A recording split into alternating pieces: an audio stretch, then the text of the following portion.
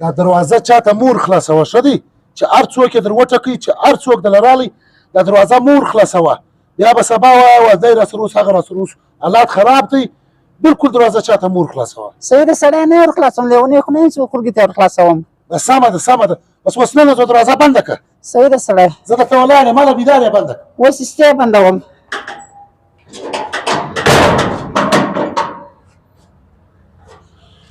حالات خراب دي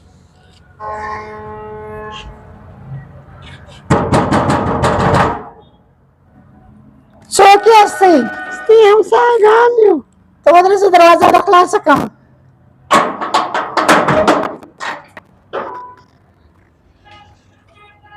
سړکي مه شه خورې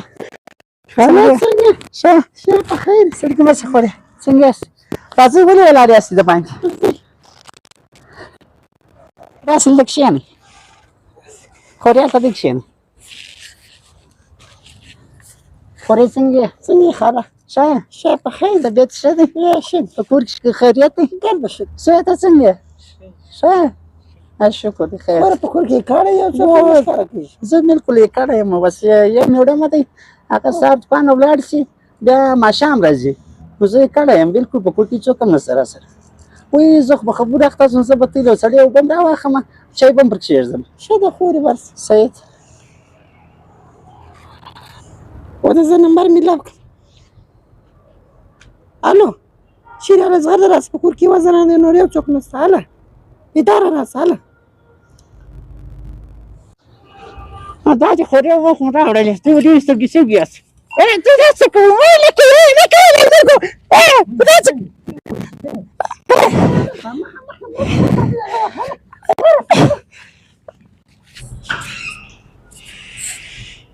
وایي ګړۍ پرته ده څونه قیمتي ګړۍ ده په خدای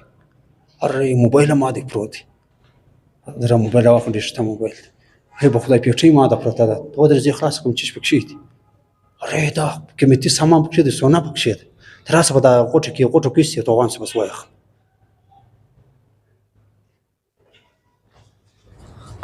بس هناك هناك هناك ما سامان اغلاق راځي راځي هله هناك هناك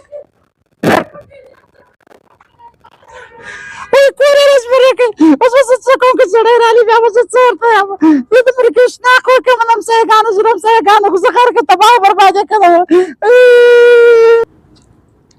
ښځې خیر دی دلته د باندې ناسته بس سړی نه شم ورته ویلی ما زه نن ډېره غټه دغه وسخته وسوله چش وسولو همسایګانو هله ما دروازه ور خلاصه کړه هغه همسایګانو هغه خوله وکړ د کور یې راسه لوټ کړي یو شی نه راپرېښولی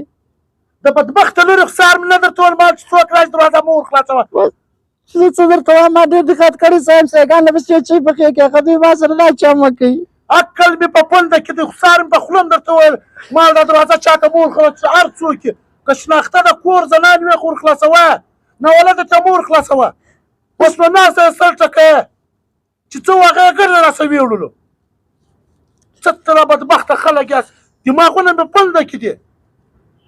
اوس نو کښېنه دلته زاړه زما دیم کور راسپېره کړي خپله دیم کور سپېره شو چې څه هغه یې ګرده راسه ویوړلو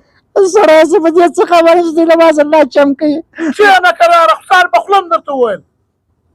اچھا به وخت شو څه چا د زړه نه شي ښکاره کولی اوس یې ګرده شان ویوړو کور دې وړو یو شی نه دی پرېوښتی الله دې هدایت درته وکړي دا نن زما ویډیو صرف زما د خوندو زما د ورېندارګانو دپاره ده د خدای دپاره چاته دروازه مه ورخلاصوئ چې ډېر شناخته مې نه یې چې په نامه یې نه پېژنئ بلکل چاته دروازه مه ورخلاصوئ نن سبا دغه ترخلاوې روانې دي د ښځو په شکل کې راروانې دي غلې دي د خلکو کورونه ورشي چې یې کړي د هغو کورونه وشي دا ویډیو مخته سره شیر کړئ چې زموږ ستوی د پښتنو